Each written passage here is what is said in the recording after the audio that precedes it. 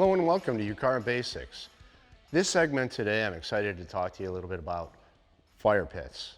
Now, fire pit is kind of a common installation in the backyard, definitely requested by homeowners, and it does kind of extend the usable season that they'll enjoy in their outdoor environment.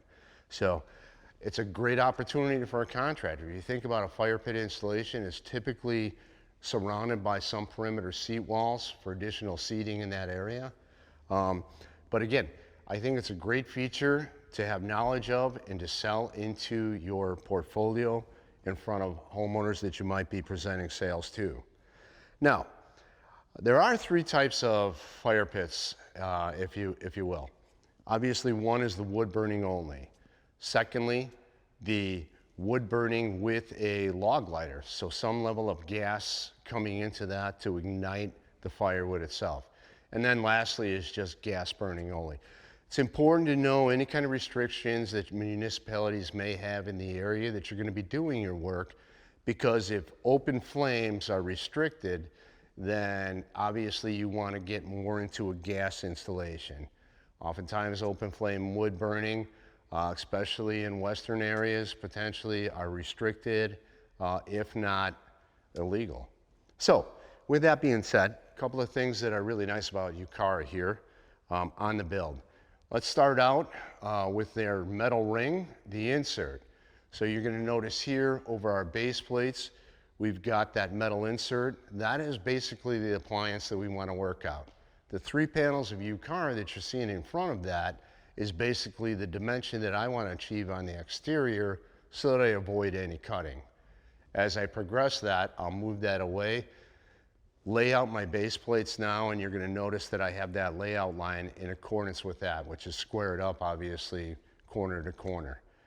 As I move that installation forward, you're going to notice that I'm using corner backers as well as standard backers, and I'm gapping that, so again, I have no cuts involved in these blocks whatsoever. Now, as I apply my fascia panels, there's a couple of things that are kind of nice. I reinstall my fascia panels here, again, zero cuts, using my fascia corners, left and rights, all right, in conjunction with the standard backers as well. Now, the typical height on a fire pit is relatively low, so that the content of that flame basically can radiate around at a higher level for homeowners and guests, et cetera, et cetera. So it's typically about 12 inches. So, but that's what I have here to the base plate. So oftentimes what you're going to be doing is we're requesting that you use the base plate to support the installation, but it may interfere with the paver that you're going to apply. Typically, you're going to want to bury just a course or two. Now, that being said, never do your build directly on top of your paver patio. Your paver patio is going to have some pitch to it, all right, and I'm exaggerating a little bit here, but you don't necessarily want to see this fire pit, in that direction of the pitch that that patio is following. Also, your pavers are not made to support basically a larger, heavier unit.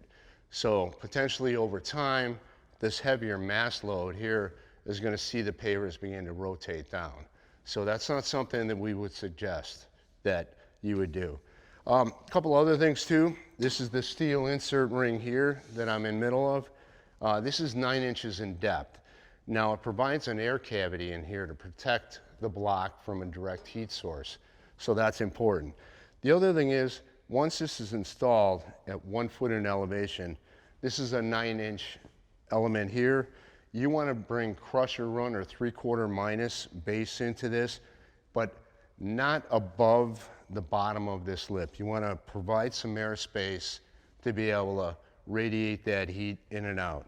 So maintain this lower level of condensed gravel base at a lower elevation. So that's basically it. A couple other concerns when it comes to a direct wood burning fire pit is your copings. Typically on Ucara, a 14-inch coping is a component that we'll often use. But here on fire pit construction, unless this is a component that you have and is requested by the homeowner, I would not use this dimension. If it's being requested, you're gonna wanna make that saw cut, because what you're looking to achieve is this 12-inch piece here, where there is no overhang. So homeowners often, after you do an installation, they're gonna have friends and family over that potentially are gonna wanna build a larger fire.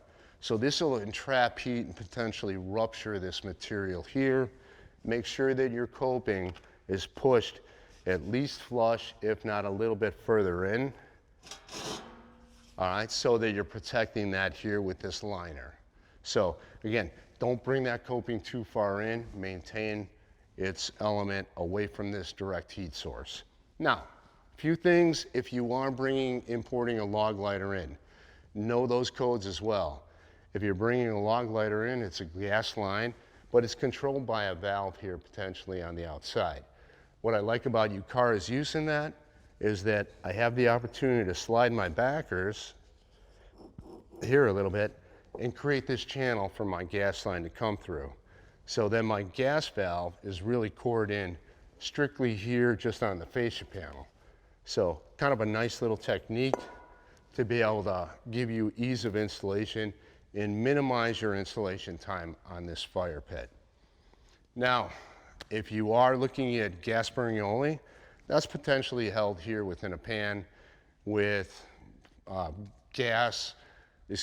with glass and potentially lava rock and things like that for the containment of that flame. So there's certain opportunities there.